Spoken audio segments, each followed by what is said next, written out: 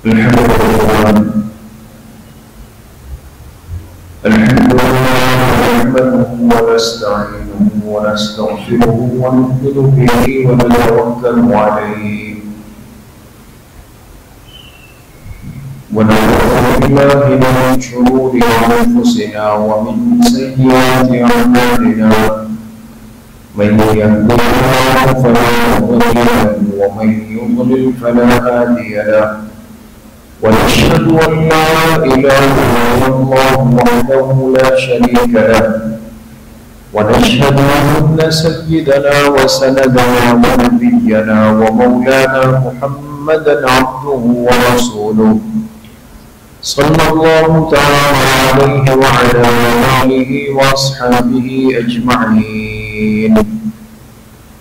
أما بعد فأعوذ بالله من الشيطان الرجيم. بسم الله الرحمن الرحيم.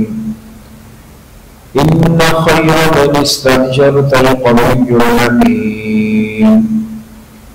وقال رسول الله صلى الله عليه وسلم خير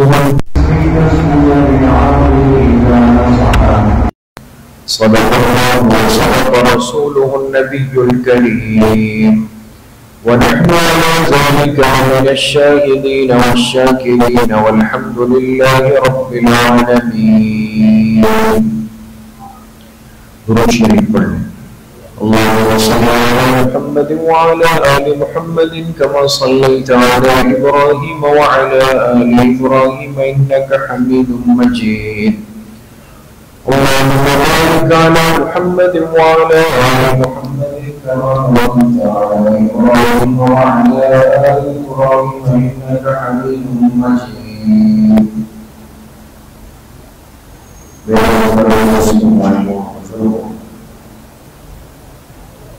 اللہ رب العزت کا ہم سب پر بہت بڑا کرم و احسان ہے کہ اس مہینے سے ہماری نسبت اللہ پاک نے قائم رکھی ہے. جس زمین میں اس دنیا میں رہنے والے ہر مخلوق کے حق کو ادا کرنے کے احکامات بیان ہوئے. اس دنیا میں زندگی گزارتے ہوئے کس کے ساتھ کیسا رہنا ہے، کیسا سلوک کرنا ہے، کیسا برتاؤ کرنا ہے، کیسے زندگی، یہ ساری چیزیں ایک بہت خوبصورت شکل میں اس دین کی برکت سے ہمیں نصیب ہوئی. آج کی دنیا میں ایک مسلمان کے لیے بہت ضروری ہے کہ وہ اپنے آپ کو دنیا میں حالات سے باخبر رکھے. اس لیے کہ بہت سارے معاملات اور چیزیں ایسی ہیں کہ جس کے بارے میں ایک تاثر اور تصور یہ دیا جاتا ہے کہ شاید ایک ایسی چیز ہے، ایک ایسی بات ہے کہ اگر ہم نہ بتاتے تو کسی کو پتہ نہیں ہوتا.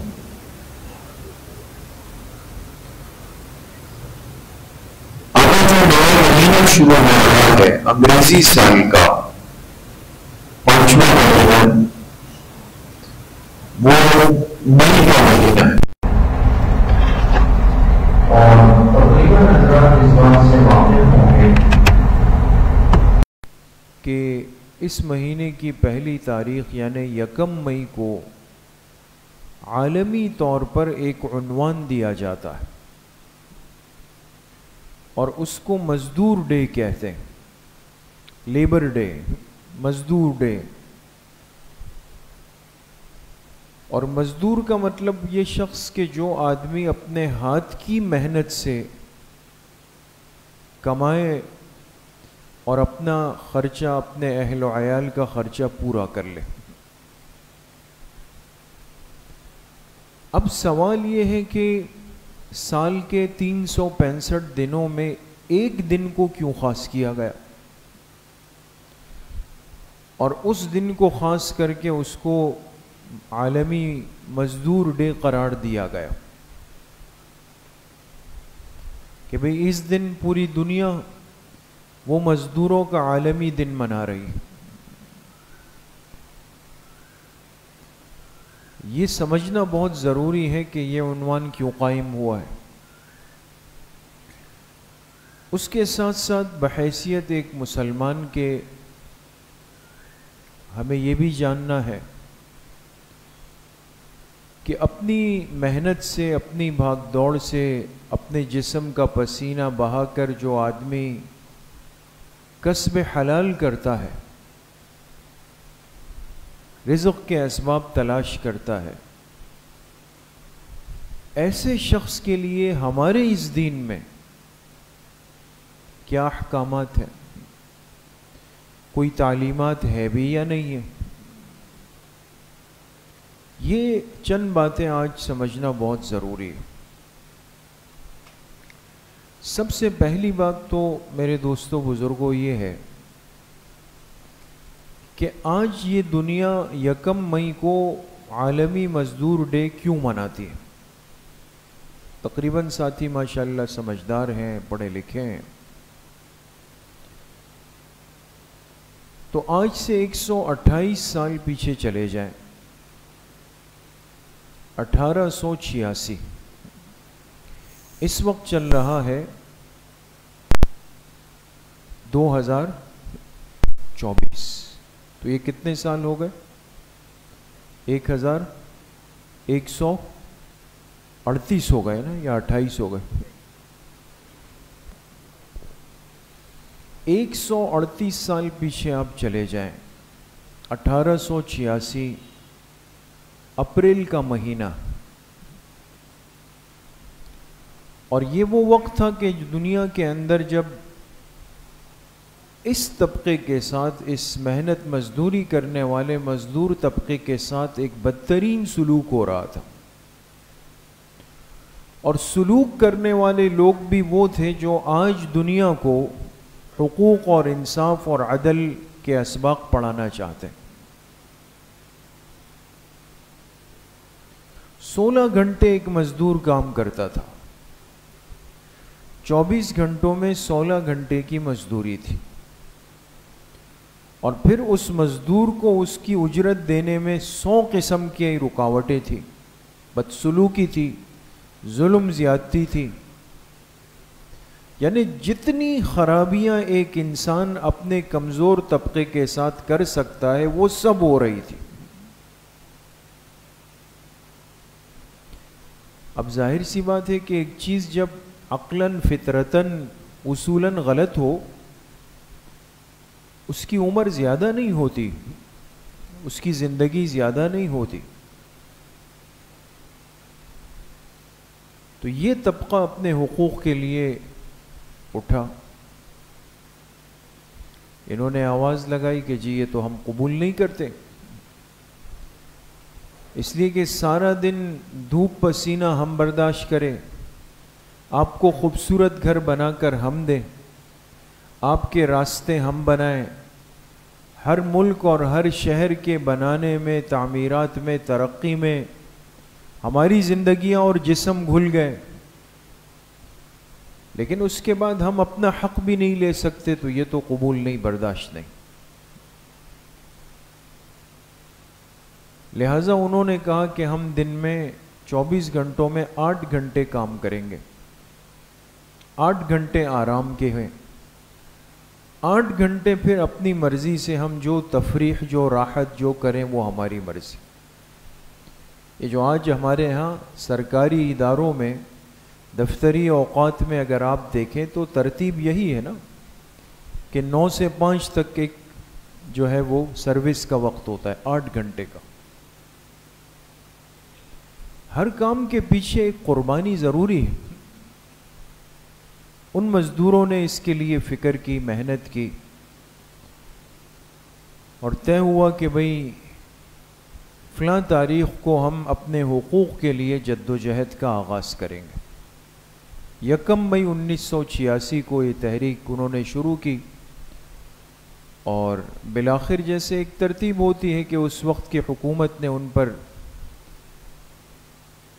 ان احتجاج کرنے والوں پر، حقوق کی بات کرنے والوں پر ظلم کیا، اور اس کی زد میں بہت سارے مزدور آ گئے۔ اب یہ جو مزدور تھے، کچھ باتیں سمجھنا ضروری ہے دوستو۔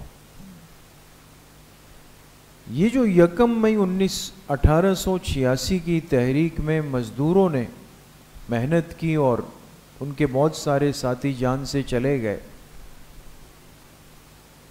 تو راجح بات یہ ہے کہ یہ مسلمان بھی نہیں تھے، یہ تو عیسائی تھے۔ امریکہ کے شہر شکاگو میں یہ ہوا۔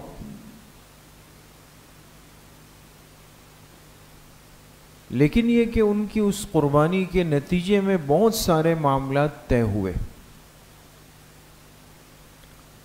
اور اس طبقے کو بہت سارے ریلیف، سہولتیں، اختیارات وہ آہستہ آہستہ وہ منتقل ہونا شروع ہو گئے۔ چونکہ یہ ایک قربانی کا عمل جو اس محنت کے لیے دیا گیا، اس کی تاریخ 1 مئی ہے 1886۔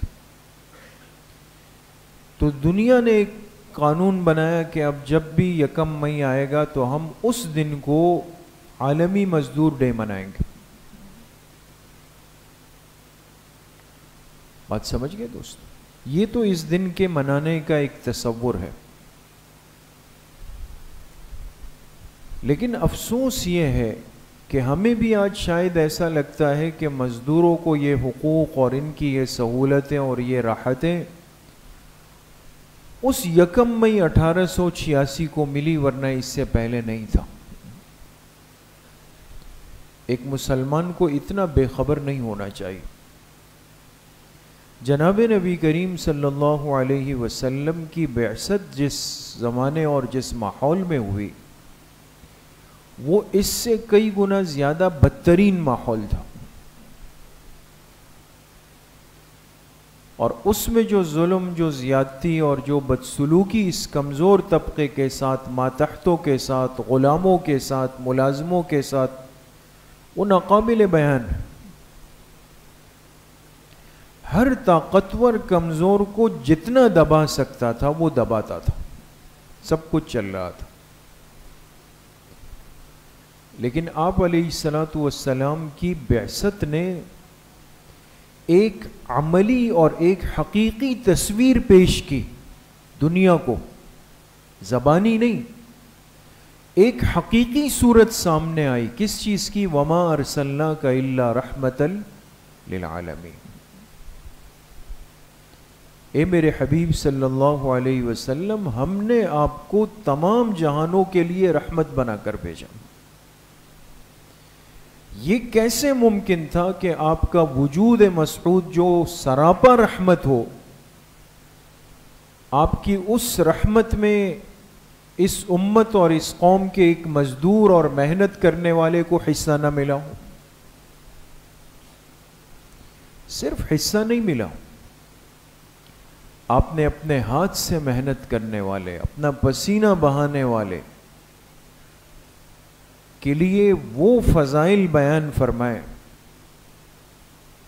وہ احادیث سامنے آئی کہ دنیا حیران ہوتی ہے کہ اس دین کے اندر ایک کمزور طبقے کے لیے سب سے محبوب ہستی کی زبان مبارک سے اتنے زیادہ کلمات نکلے۔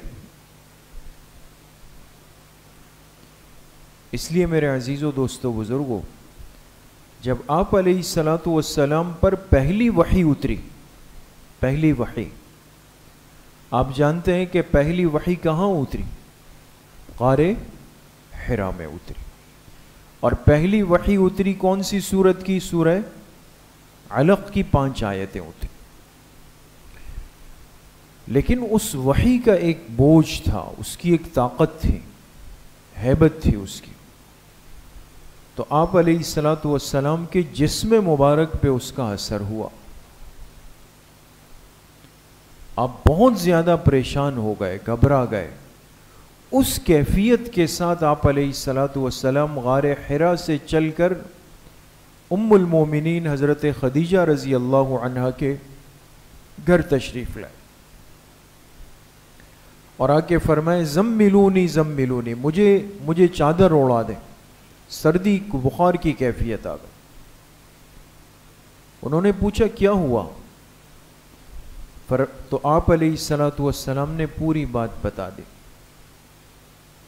کہ میں اس طرح غار حرا میں تھا، میں جب باہر نکلا ایک فرشتہ آیا، اس نے مجھے 3 دفعہ اپنے سینے سے لگا کر خوب بھینچا اور اتنا دبایا کہ مجھے لگا کہ شاید اب میری جان نکل جائے گی، اتنی طاقت کے ساتھ۔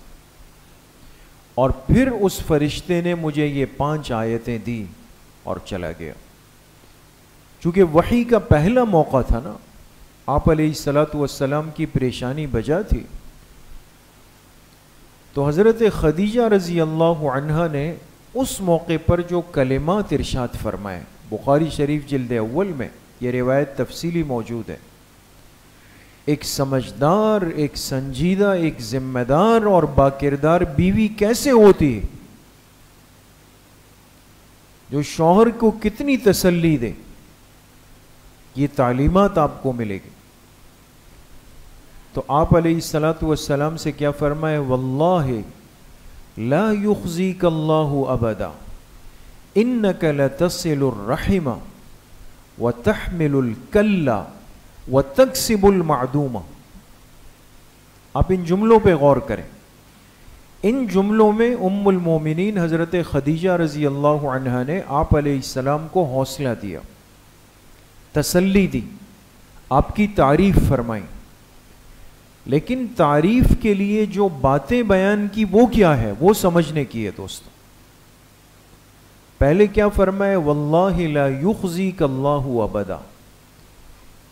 فرمائے سب سے پہلے تو آپ یہ تسلی کر لیں کہ بخدا اللہ آپ کو کبھی ضائع نہیں فرمائیں گے، آپ کو ضائع نہیں فرمائیں گے اللہ پاک۔ کیوں؟ انک لتصل الرحم، اس لیے کہ آپ تو صلہ رحمی کرنے والے ہیں، تعلقات جوڑنے والے ہیں۔ وتحمل الکل، آپ کمزور کا بوجھ اٹھانے والے ہیں۔ جو آدمی اپنا بوجھ نہیں اٹھا سکتا، کمزور ہے، آپ جا کے اس کا بوجھ اٹھا لیتے۔ وتکسب المعدوم، اور غریب اور تنگ دست ناتواں طبقے کو کما کر آپ اس کی ضروریات کو پورا کرنے والے۔ دیکھیں پہلی وحی کے بعد آپ علیہ الصلوۃ والسلام کو حوصلہ جن کلمات سے دیا گیا، اس سے یہ بات واضح طور پہ امت کے سامنے آئی کہ آپ علیہ الصلوۃ والسلام نے امت کے اس کمزور طبقے کو، اس مزدور، اس ملازم، اس غلام طبقے کا بوجھ اٹھایا تھا۔ آپ نے ان کی تکلیفیں اپنے اوپر برداشت کی تھی، آپ ان کا حوصلہ بن گئے تھے۔ تو حضرت خدیجہ رضی اللہ عنہا نے آپ کو بتایا کہ جو شخص کسی غریب اور تنگ دست کا سہارا بن جائے، کبھی اللہ اس کو ضائع نہیں فرمائیں۔ اس لیے میرے عزیزو، دوستو، بزرگوں، مزدوروں کا عالمی دن مناتے ہوئے ایک مسلمان کے سامنے یہ ساری باتیں ہونی چاہیے۔ ہماری تاریخ 1886 سے نہیں بنے گی، ہم 138 سال پہلے ہمیں حقوق نہیں بتائے گئے، 1444 سال پہلے بتائے گئے۔ اور آپ علیہ الصلوۃ والسلام نے فرمایا تم میں سب سے بہترین کما کر رزق کھانے والا وہ ہے، سب سے بہترین، ان خیرہ، سب سے بہترین کما کر رزق کھانے والا وہ ہے جو اپنے ہاتھ سے محنت کر کے کمائے اور پھر اس کا رزق کھائے، وہ سب سے بہترین ہے۔ اور پھر آپ علیہ الصلوۃ والسلام نے مزید حوصلے کے لیے کیا فرمایا؟ ان نبی اللہ داؤد، بے شک اللہ کے ایک بڑے پیغمبر داؤد علیہ السلام بھی اپنے ہاتھ سے کما کر کھاتے تھے، کسی کو شرم نہیں رہے، کسی کو عار محسوس نہ ہو کہ بھئی میں مزدوری کروں۔ میں جا کے اپنے ہاتھ سے کماؤں، میں محنت کروں، میں مزدور بن جاؤں، میں کسی کا ماتحت بن جاؤں، یہ تو عجیب سی بات ہو جائے گی۔ تو آپ علیہ الصلاۃ والسلام نے فرمایا کہ یہ تو انبیاء علیہم الصلاۃ والسلام کے بھی اللہ پاک نے لیا۔ داؤد علیہ السلام بھی اپنے ہاتھ کی کمائی یعنی زرہ بناتے تھے، زرہ بنا کر پھر اس کو بیچ کر اپنے اسباب معاش تلاش کرتے تھے۔ حضرت زکریا علیہ الصلاۃ والسلام کا لکھا گیا کہ آپ نجار تھے۔ نجار کس کو کہتے ہیں؟ جو لکڑی کا کام کرتا ہے، آج ہم اس کو کارپینٹر کہتے ہیں، نجار تھے۔ حضرت موسیٰ علیہ الصلاۃ والسلام کا تذکرہ قرآن کریم میں، اور آپ حیران ہوں گے کہ حضرت موسیٰ علیہ الصلاۃ والسلام کا نکاح ہوا ایک پیغمبر کی صاحبزادی سے، اور اس پیغمبر کا نام کیا ہے؟ حضرت شعیب علیہ۔ وہ لیکن بیچارہ کچھ کر نہیں سکتا تو کام کا نہیں۔ ایک آدمی بڑا ہٹا کٹا ہیوی ویٹ سب کچھ ہے، سب کچھ کر سکتا ہے، لیکن ہے خیانت کرنے والا، غیر امین ہے، کوئی بھی اس کو نہیں رکھے گا۔ دونوں صفات جمع ہو جائے جہاں پر، اسی لیے علماء نے لکھا کہ دیکھیں آج بھی دنیا کے اندر انسان جب جاب کے لیے کسی کو رکھنا چاہتا ہے تو یہ ایک مرحلہ ہے نا، لوگ سوچتے ہیں بھئی کیا سوال کریں، کیا پوچھیں، کیا کریں، کیا نہیں کریں۔ قرآن کریم کی تعلیمات کو اگر سامنے رکھا جائے تو دو نکاتی اصول ہیں۔ آپ دیکھ لیں کہ وہ آدمی آپ کے اس کام کے لائق ہے بھی یا نہیں۔ آپ کا جو بزنس ہے، جو تجارت ہے، اس کی سوجھ بوجھ رکھتا ہے، اگر ہے تو پھر القویو، یہ اس کام کے قابل ہے، طاقتور ہے۔ اس کے بعد یہ کہ اس کی سابقہ زندگی جو گزری ہے اس کی رپورٹ لی جائے کہ بھئی آپ نے کہاں کام کیا، کہاں کام کیا، کہاں کام کیا۔ الامین، اس لیے کہ اب اس کی امانت کو سمجھنا ہے۔ ایک آدمی جب دوسری جگہ جاتا ہے تو انسانی مزاج ہے، کسی نے آج تک یہ نہیں کہنا، میں اگر کسی کے پاس ملازمت کے لیے جاؤں، وہ مجھ سے پوچھے پہلی جگہ کیوں چھوڑی، تو میں کیا کہوں گا کہ میں کمزور تھا۔ میں کہوں گا اس میں یہ خرابی، اس میں یہ خرابی، اس میں یہ وہ خرابیوں کا مجموعہ تھا، وہ اس ملک کا بدترین انسان ہے سب سے، یہی کہوں گا نا۔ تو سمجھدار آدمی کیا کرتا ہے؟ آنے والے کی سابقہ زندگی کو پس پردہ خود سمجھنے کی کوشش کرتا ہے۔ آپ نے فلاں جگہ پہ کام کیا، وہاں پہ معلومات لے گا، جی اے ساتھی آپ کے یہاں سے آئے ہیں، کیسے ہیں؟ فلاں جگہ فون کرے گا، آپ کے یہاں سے آئے ہیں، کیسے ہیں؟ کیوں؟ اس لیے کہ قرآن کریم نے اصول دیا الامین۔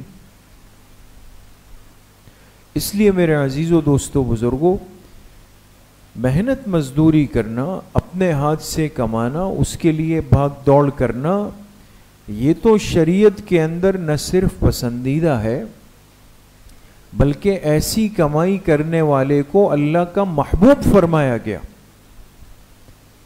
اس لیے ایک حدیث پاک میں فرمایا کہ سب سے بہترین کمائی کا ذریعہ کیا ہے؟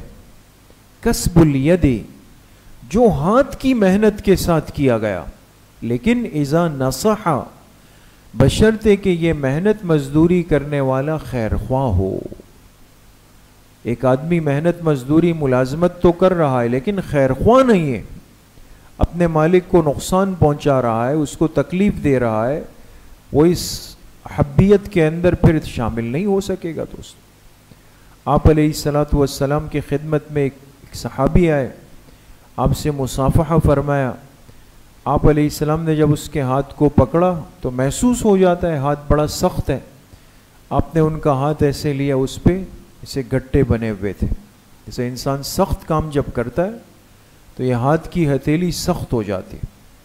آپ نے فرمایا یہ ہاتھ آپ کا کیوں اتنا سخت ہے؟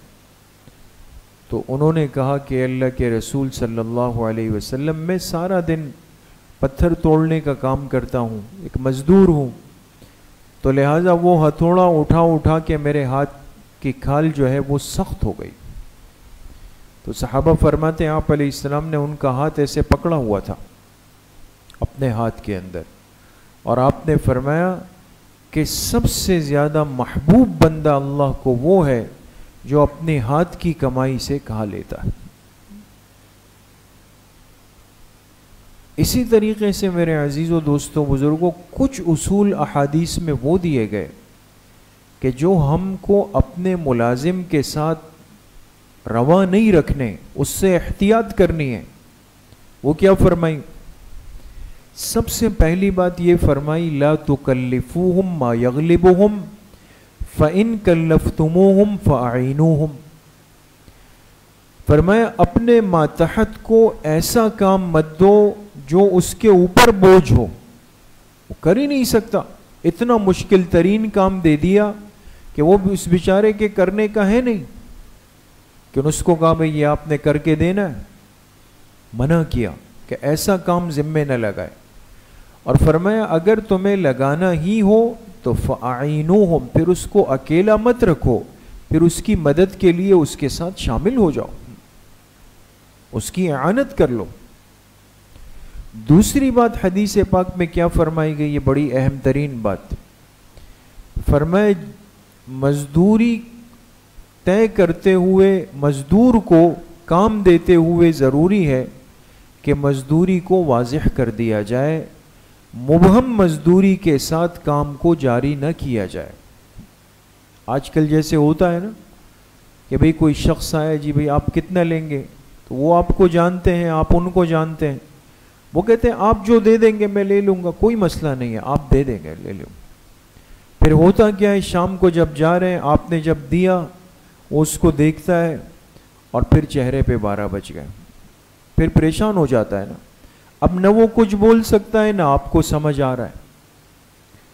معاملات کے اندر شریعت نے کیا اصول دیا کہ مزدوری جب تک متعین واضح نہ ہو جائے اس وقت تک اس معاملے کو آگے مت بڑھاؤ، اس کو متعین کر دو، اس کو طے کر دو، چاہے کتنا ہی جاننے والا ہو، کمی بیشی ہو جائے، اونچ نیچ ہو جائے، طے ہو جائے، اس کے بغیر آگے نہیں بڑھے.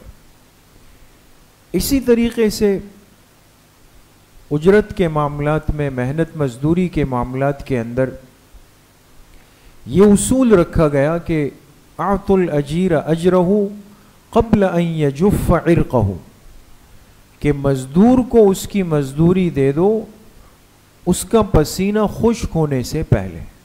کیا مطلب؟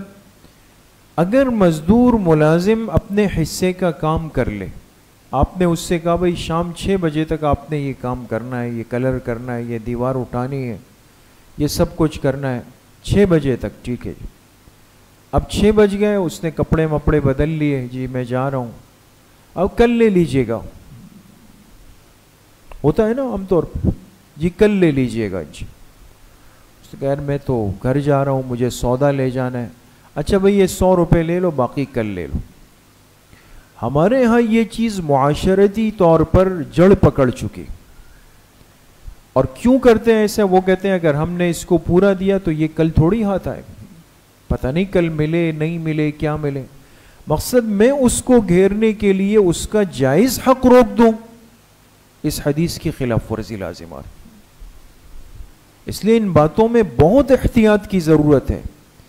شریعت مطہرہ ایک مزدور کے لیے جو حقوق کی تعلیم دیتی ہے، آج کی دنیا نے اس کا 1000واں حصہ بھی نہیں بیان کیا ہے جتنا اس مبارک دین نے کیا ہے. اس لیے میرے عزیزو دوستو بزرگوں، ایک مسلمان ایک تو کسب معاش، کسب حلال کے لیے کوئی شرم محسوس نہیں کرے گا، وہ اپنی محنت کرے گا، رزق حلال کمائے گا. پھر جب وہ کام کرے گا تو اس کو ترغیب دی کہ بھئی جس کے لیے کر رہے ہو اس کے ساتھ پوری خیر خواہی کا جذبہ، اس کے ساتھ کوئی برائی کا، نقصان پہنچانے کا، پیٹھ پیچھے اس کے ساتھ کچھ برا کرنے کا یہ منع کیا گیا. پھر ملازم رکھنے والے کی تعلیمات آپ نے دیکھی کہ اس کو منع کیا کہ اس پر کوئی زیادہ بوجھ نہیں ڈالے، اس کو منع کیا کہ بغیر اجرت طے کیے ہوئے کام شروع نہ کروائے، اس کو منع کیا کہ اس نے کام پورا کیا تو تب اس کی مزدوری روکے نہیں. اس لیے میرے عزیزو دوستو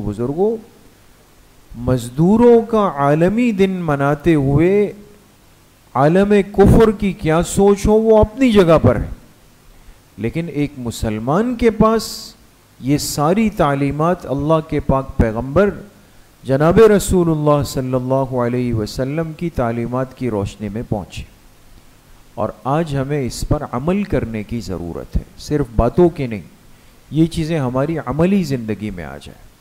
اللہ پاک ہم سب کو صحیح عمل کی توفیق نصیب فرمائے۔ الحمدللہ رب العالمین والصلاة والسلام علی سیدنا